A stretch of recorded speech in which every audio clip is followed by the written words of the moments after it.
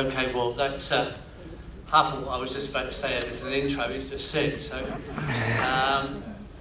how many people have done the online, have done the PDC? Wow. Oh. Nearly half, I think. Okay. By the way, I love an auditorium, although I'm getting dazzled by that light, because I can see you all. I can see all your faces, so you can't kind of hide behind somebody else. And I don't feel so like the only one who's exposed. Kind of eye contact with any one of you in one of these things. So they're kind of nice teaching tools. Although they're not so nice for a 72-hour course because you don't have any windows to look out of, which I find awkward.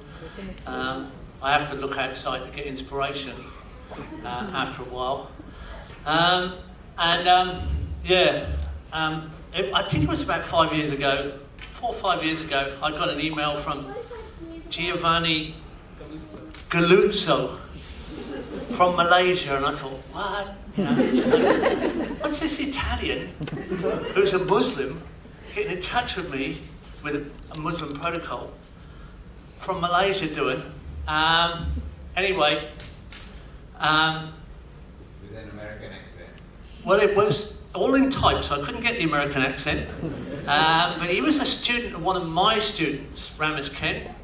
And so I got in touch with Ramis by Skype and said, who's this guy, what's happening? And he encouraged me that, you know, there was a sort of bit of a movement started and it was getting a bit of momentum. Anyway, I didn't end up coming to Malaysia.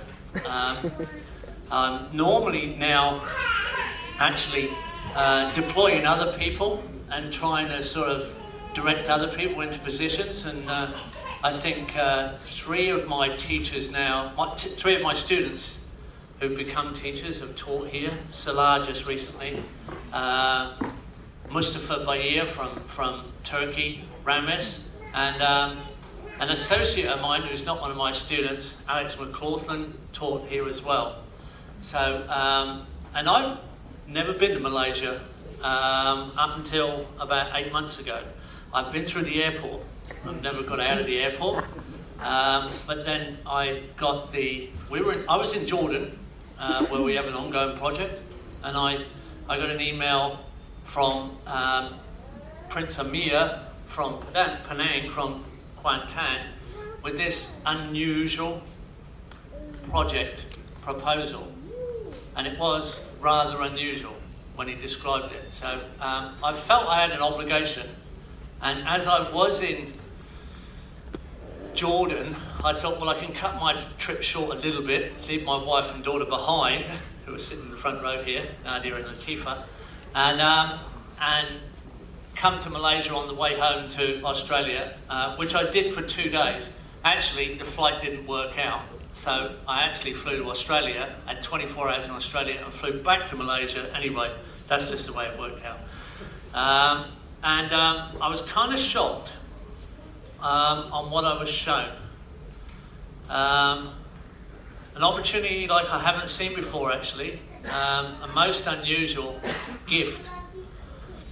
And connections like I hadn't quite seen before. I couldn't quite believe it, and I've had to confirm that those connections are as good as I thought. But anyway, 2 days, 1 day of consulting over 300 plus acres, 1 day of as quick a study as I can of Malaysia, which I know very little about. I'm learning a lot more. I've got an intense interest now.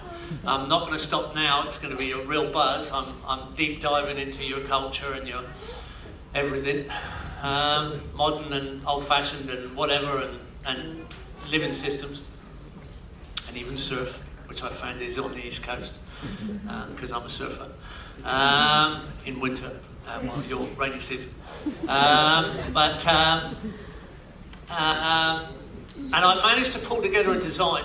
I was working with Manib, and Giovanni came while I was here for 2 days, and I presented that, and it was really pretty much putting me on the spot. I had to draw a design on a whiteboard, almost live time, and present to the Crown Princess and a lot of government officials. the Minister of Agriculture of Penang, the Minister of Forestry, and all kinds of people. But I got incredible backing. And I must have pulled it off. Because what I was laying out was a concept. Of course it wasn't perfect, you can't do it in one day. But it was good enough to start a process. And that process has led on. I was asked to try and deploy somebody here, and that's what I've done. Salah's been here almost 8 months, 6 months, something like that. He's taught a course. Prince Amir's taken his course. Quite a few other people have taken that course. We even set up an internship program, and we actually started on the ground. In that time, I was asked to refine the concept design further into a formal proposal. And we ended up getting funding from the East Coast Development Board for a fully developed site from 2017 to 2020. Wired me up. Okay. I spent half my life on one of these things. Excuse me, let me just put it on properly.